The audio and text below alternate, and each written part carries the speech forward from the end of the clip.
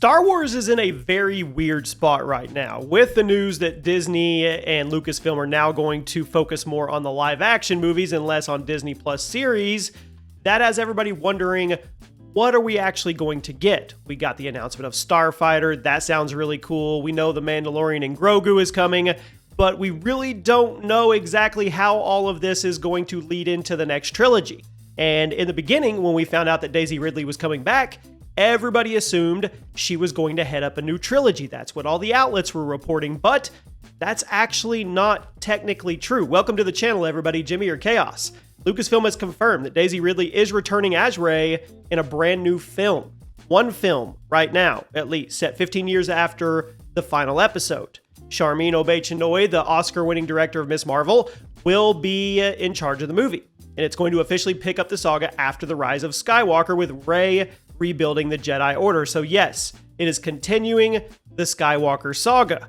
Now, we also know that Lucasfilm is developing a new Star Wars trilogy with Simon Kinberg, but that seems like it's really far off. And today, I'm going to explain why that is probably on the very, very back burner and how we're actually going to lead up to that. We're going to break down every official update and rumor about Rey's next movie, from the basic plot, who might show up, possible villains, and how this is actually going to tie into the rest of the Star Wars timeline. We're even going to speculate on what might come in episodes 11 and 12 and maybe 13. So sit back if you're a Star Wars fan, drop a like, make sure you subscribe to the channel, and turn on those notifications. Today we focus on Rey's movie, the new Jedi Order. Now, timeline here. Star Wars Celebration 2023. We had a Lucasfilm showcase. Kathleen Kennedy announced 3 new movies. One of them, directed by Chinoy, was revealed to be set after Rise of Skywalker. And she confirmed it will feature Daisy Ridley back as Rey, now a Jedi Master rebuilding a new order. Does that sound familiar to anybody else? Are we seriously going to do this again? Again for the 4th time? When the story officially begins 15 years after the Battle of Exegol. That puts it well into the new Jedi Order era as Rey works to form the next generation of Jedi. Now, Daisy Ridley is the only returning sequel trilogy star confirmed so far. No other cast has been announced, though it's been hinted other sequel-era characters definitely could appear, which I think is a no-brainer. Story focus, officially titled The New Jedi Order. That's the era of the film. The plot centers around Rey training new Jedi, of course. Now, Variety and news sources describe her as a Jedi Master leading an academy to rebuild the Jedi. In short, Lucasfilm is very clear. This will be Rey's story in a future timeline. Now, as Kathleen Kennedy put it, Star Wars is now broadening the timeline, building a rich future. So we know what and when. Now let's dive into how and who, and why this actually isn't set up to be a trilogy anymore, if it ever was. I think that this movie, The New Jedi Order, is actually going to be a stepping stone movie towards the next trilogy, but it's not going to be the only one.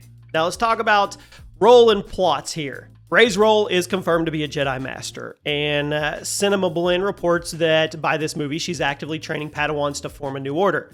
Another source calls her a powerful Jedi Master running her own training academy. Once again, sounds very familiar. In other words, the film will catch us up to Rey's next chapter. She's carrying on Luke's legacy by building the new Jedi Order. So, new generation here. They want the movie to introduce a fresh crop of Force users, young Jedi heroes for new audiences that they can kind of bring up over the next 5 to 10 years. And writer George Nolfi even hints a story kind of akin to the original trilogy spirit. Ordinary people banding together against a common enemy. So think of a classic good versus evil conflict, just on a new scale. And I know, none of that sounds fresh or new to any of you. I know, I can read between the lines and I know what the comments are already going to say.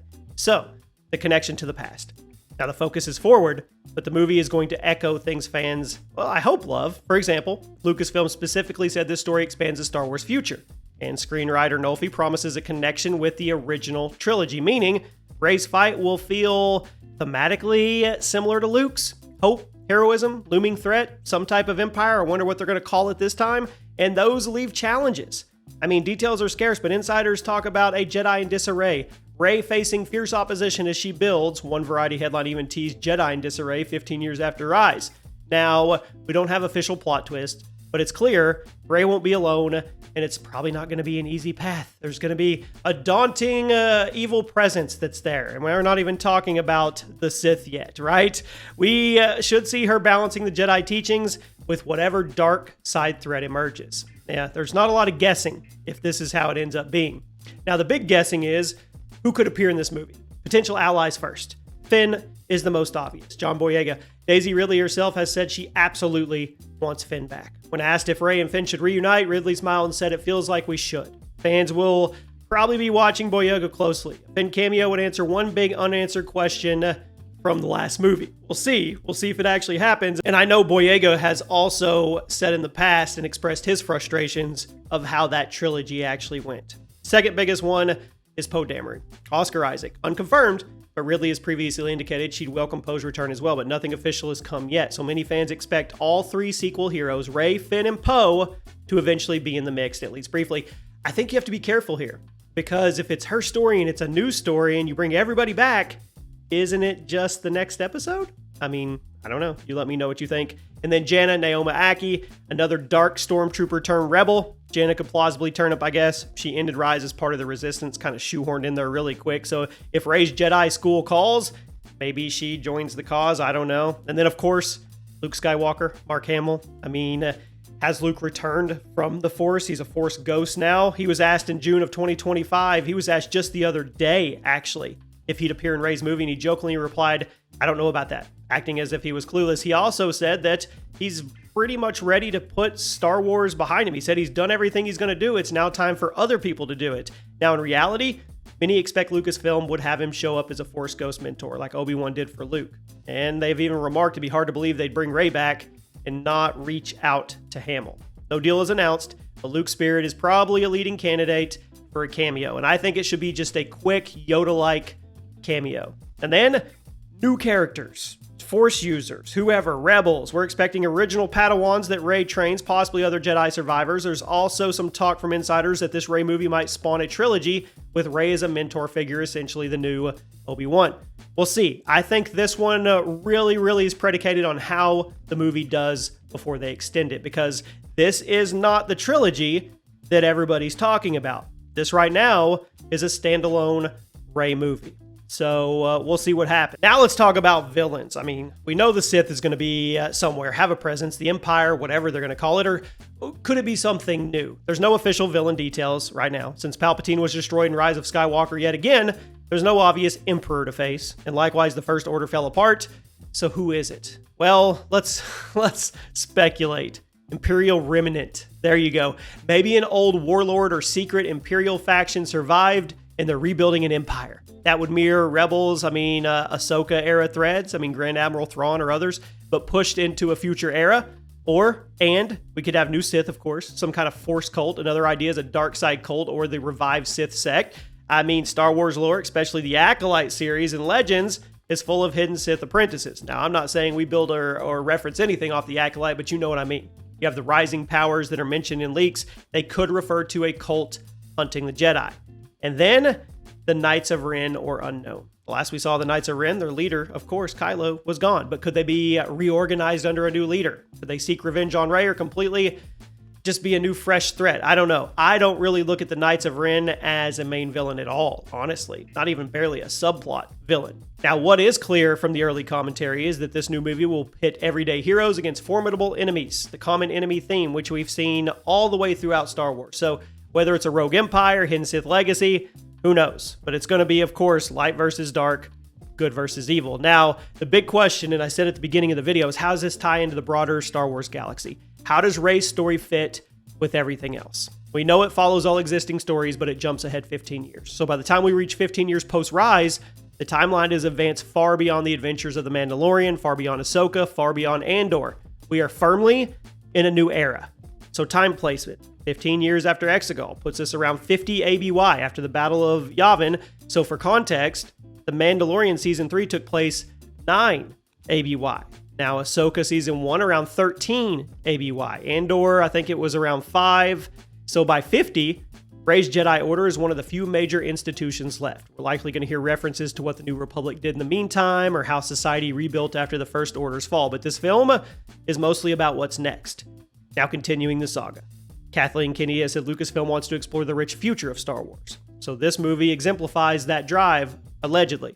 Carry thematic threads from post-hope, Erism, rebuilding after the war, uncharted territory, all that good stuff. Screenwriter Nolfi explicitly notes the new film will echo the feel of the original trilogy. So we'll see how that goes. And then, of course, links to Disney Plus series. There's no crossover official stuff announced, but fans are probably wanting to know if characters from shows might show up.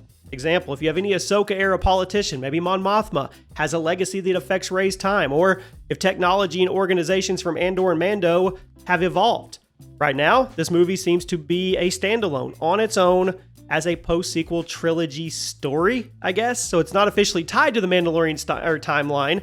In fact, Lucasfilm's schedule suggests the Mandalorian and Grogu film and the Starfighter film will actually be before Rey's movie. So let's talk about those. Releases, future films. How does all of this set up in a timeline? This is where it gets tricky. Originally, Disney had Star Wars New Jedi Order Rey's film slated for December 18, 2026. However, late 2024, Disney pulled the date off the calendar. In practice, that means The Mandalorian and Grogu, May 22nd of 2026, and Starfighter, May 28, 2027, are now locked in. But Rey's movie is now undated. Now, as StarWars.com guide notes, it was next slated, but production issues have pushed it back. We even heard at one point that it may be canceled. So current announced slate right now, May 22nd, 2026, The Mandalorian and Grogu. That's Dave Filoni's film.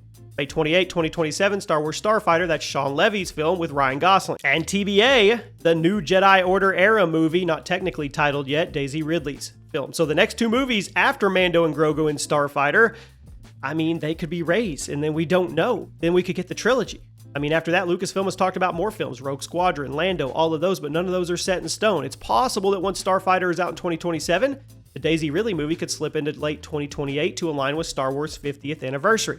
Some insiders even speculate it could celebrate the 50th anniversary. So we'll have to see. But the big question is, if we get The Mandalorian and then we get Star Wars Starfighter, those are two independent standalone movies, I think, and then we get Rey's movie, does that all set us up for the new trilogy that Simon Kinberg is working on? So that means the new trilogy, we're not getting it until like 2030 or beyond. I mean, let's be real. Fans are hungry for a satisfying follow-up. It's been 6 years since The Rise of Skywalker, 2019, and in that time, Disney's film plans, well, they've been rocky. The Daisy Ridley-led saga is the first major new story on the big screen since 2019, so you know expectations are huge. There's so many loopholes, too. Many viewers felt that The Rise of Skywalker left so many questions. Finn's secret message, Rey's full destiny. This new movie, possibly a trilogy if it goes good, hopefully answers those questions and gives us new, true payoff. I will keep you guys up to date if anything new. If you guys want me to do videos specifically on Starfighter, Mandalorian, and Grogu, definitely let me know. We're going to have to wait and see how all of this pans out. I hope you guys have a great day. And I'm going to be cheesy for a second. May the Force be with you guys. I hope you have a great day.